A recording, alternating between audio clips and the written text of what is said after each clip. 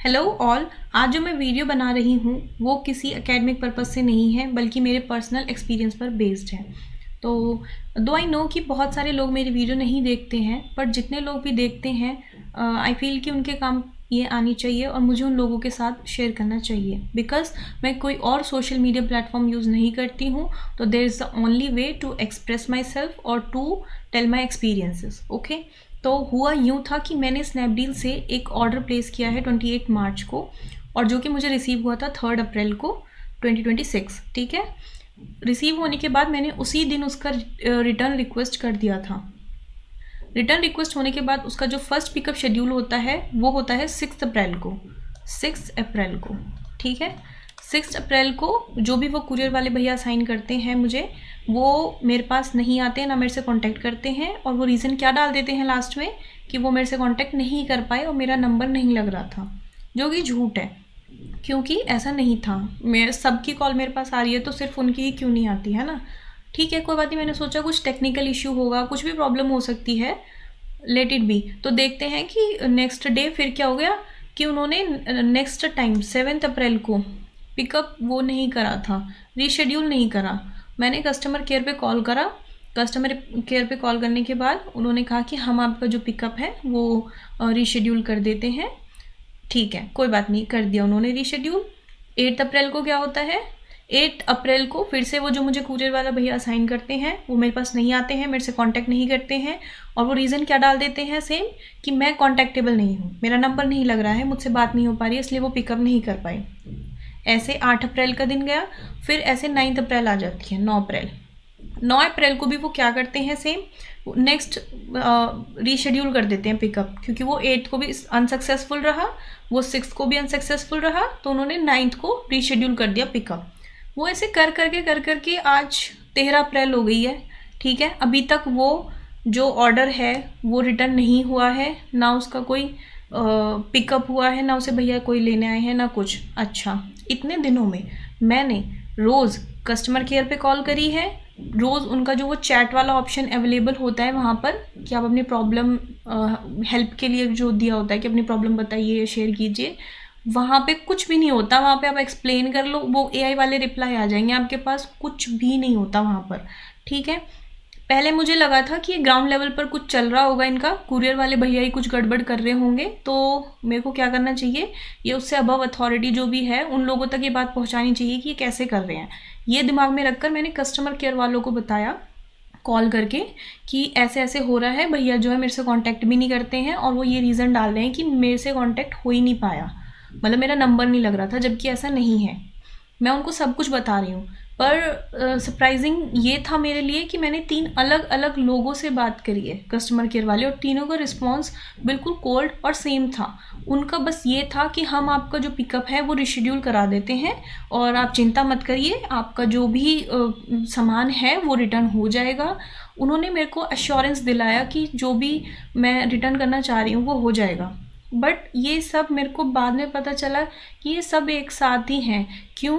क्योंकि ना तो उन्होंने वो उस जो मैंने उनको भैया वाली बात बताई है कि वो अपने आप ही रीज़न डाल रहे हैं, ये वो उस चीज़ को सीरियस लिया।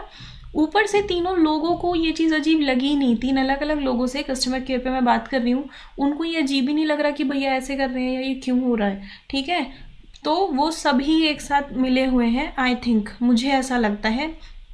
तो फिर हुआ यूँ कि वो रीशेड्यूल करते रहते हैं इसको, और मैं जैसा कि आपको बता रही हूँ 13 अप्रैल आ चुकी है, कुछ भी नहीं हुआ, ना वो पिकअप हुआ, ना रिटर्न, ना कुछ। मैंने सोचा कि फिर इसको मैं आपको पहले स्क्रीनशॉट दिखा देती हूँ जो मैं बोल रही हूँ। ये देखो, 6 अप्रैल, 8 अप्रैल, 9 अप्रैल, 10 अप्रैल, 11 अप्रैल, और यहाँ पर 12 अप्रैल। ठीक है, ऐसे ही ये रीशेड्यूल करते जाते हैं, और रीज़न आप देखिए, could not connect to the customer, बिल्कुल झूठा। I don't know why they are doing like this. मतलब ये बहुत डिसअपॉइंटिंग है, बहुत ही ज़्यादा डिसअपॉइंटिंग है ये, कि ये इतनी रिकॉग्नाइज्ड कंपनी है, स्नैपडील, इतने सारे लोग इससे शॉपिंग कर रहे हैं, और ये बिल्कुल ये तो मैटर ही नहीं करता फ़िलहाल कि कितने पैसे का सामान है, या फिर कि मतलब आप समझ रहे हो कि कितना लॉस हुआ है, क्या प्रॉफिट है। नहीं, आप एक बार सर्विसेज देखो ना, आप इतना कस्टमर्स के साथ कैसे कर सकते हो। लाइक कि पहले हम सबका जो है ना एक अब हैबिट बन गई है ऑनलाइन शॉपिंग, और उस पर सर्विसेज प्रोवाइड करना, या फिर ये तो हमारे राइट्स है ना भाई कि अगर जो चीज़ तुमने वहाँ पे लिखा हुआ है, दे हैव प्रॉपर मेंशन कि 7 days रिटर्न और रिफंड, इंस्टेंट रिफंड, फलाना ढिमकाना, जब आप इतना कुछ क्लेम करते हो, लिखते हो, तो एटलीस्ट आप उसे मानो तो सही। आप ऐसे फेक, मतलब क्यों फेक क्लेम कर रहे हो, क्यों ये सब चीज़ें बोल रहे हो जब आप ये करते ही नहीं हो। फिर मैंने क्या करा, परेशान होकर जब मैंने देखा कि इसको तो ऑलमोस्ट 10 दिन होने को आ गए हैं, तो मैंने यूट्यूब पर चेक करा कि भाई ये क्यों हो रहा है, क्या हो रहा है, कैसे हो रहा है। मतलब मैंने यही सर्च करा कि स्नैपडील पर मैं कैसे रिटर्न कर पाऊँ या मेरा नहीं हो रहा है। तो उधर मैंने क्या पाया कि इतने सारे लोगों ने कमेंट की हुई है कि उनका भी जो सामान है वो रिटर्न नहीं हो पाया है, और स्नैपडील जो है ऐसे ही वर्क करता है। This is their business model, क्योंकि वो कोई सामान एक बार देने के बाद वो रिटर्न लेते ही नहीं है। अब मुझे रीज़न नहीं पता, आई लिटरली डोंट नो कि they are doing it purposely और they are really inefficient in doing all these things, कि उनके पास वो है ही नहीं चीज़ें। मतलब आप समझ रहे हैं कि वो बेचारे कुरियर वो ही नहीं कर पाते, कुरियर बॉय नहीं है उनके पास, या उनके पास वो फैसिलिटी नहीं है। आई don't know the reason, I don't know the technical word for that exact thing, you know.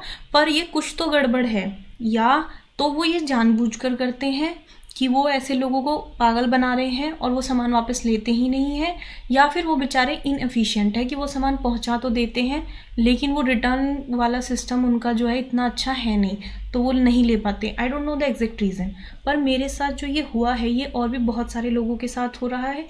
ये मुझे कैसे पता चला, मैंने यूट्यूब पर हज़ारों कमेंट पढ़ी, ठीक है, हज़ारों कमेंट मैंने यूट्यूब पर पढ़ी। उसके बाद मुझे पता चल गया कि ओहो मैं अकेली नहीं हूँ, ये तो इनका तरीका है। और यू वॉन्ट बिलीव कि 3 साल 4 साल पहले के कमेंट है वो भी सेम है, और जो 10 दिन पहले के कमेंट है वो भी सेम है। मतलब ये सालों से ऐसे ही काम करता है। पर आप ये देखो कि जैसे मेरे को पता नहीं था स्नैपडील के बारे में कुछ भी, कि ये कैसे काम करता है, इस पर क्या होगा क्या नहीं होगा। मैंने ऑर्डर प्लेस कर दिया। ऑर्डर प्लेस करने के बाद जो मेरे साथ ये हुआ कि भाई रिटर्न नहीं हो रहा, पैसे फंस गए। लोगों ने यहाँ तक का लिखा हुआ है कि अगर रिटर्न हो भी जाता है ना आपका, वो जो पार्सल लेके भी चले जाते हैं, तो वो ये रिटर्न इनिशिएट नहीं करते, रिफंड इनिशिएट नहीं करते, ये फिर उसको स्टक कर देते हैं। मतलब और फिर कई लोगों ने लिखा हुआ था कि जो भी आप ऑर्डर करते हैं उसके अलावा कुछ और सामान दे जाते हैं। ये पहली बात, जो आपने ऑर्डर किया उसके अलावा आपको कुछ और सामान रिसीव हो गया, अब आप उसको रिटर्न करना चाहोगे तो इतना एग्जॉस्टिंग प्रोसेस है कि आप कर ही नहीं सकते भाई। कौन बंदा 10-12 दिन लगातार कॉल करेगा कस्टमर केयर पे, कोई करेगा?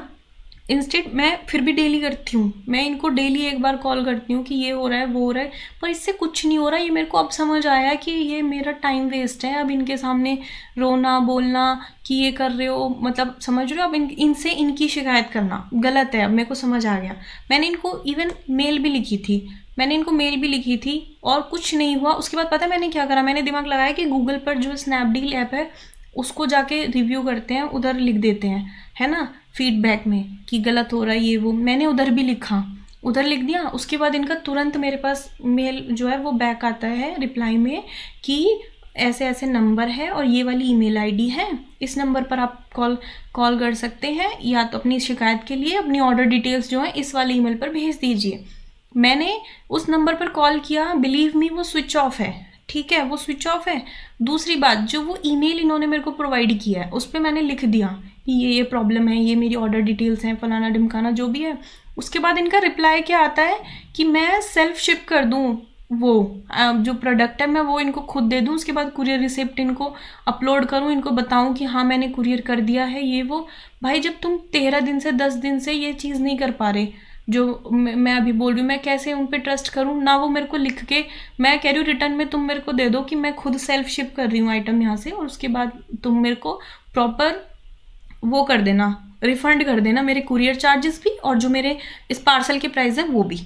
बट उसके बाद उन्होंने मेरे को जीमेल पे रिप्लाई नहीं किया। जैसे मैंने ये लिखा ना कि आप मेरे को लिख के दे दो, समझ रहे हो, कि आप मेरे को लिख के दे दो कि आप जो है मेरे कुरियर चार्जेस भी रिफंड कर देंगे और मेरा जो आइटम जो मैं यहाँ से शिप कर रही हूँ उसके चार्जेस भी आप मेरे को रिफ़ंड कर देंगे। उसके बाद उनका अभी तक तो कोई रिप्लाई आया नहीं है, ना ये मेरा आइटम जो अभी तक वो पिक हुआ है, और मुझे अब लगता भी नहीं है कि होगा। पर मेरे को बस ये लगा कि मुझे ये लोगों के साथ शेयर करना चाहिए, मुझे और लोगों को बताना चाहिए कि क्या हो रहा है, तो मैंने आप लोगों को बता दिया। क्योंकि अगर हम इसको ऐसे ही कहेंगे कि ये टाइम वेस्ट है, अब मतलब इस चीज़ के बारे में बोलना या लोगों को बताना, तो I don't think it's a time waste.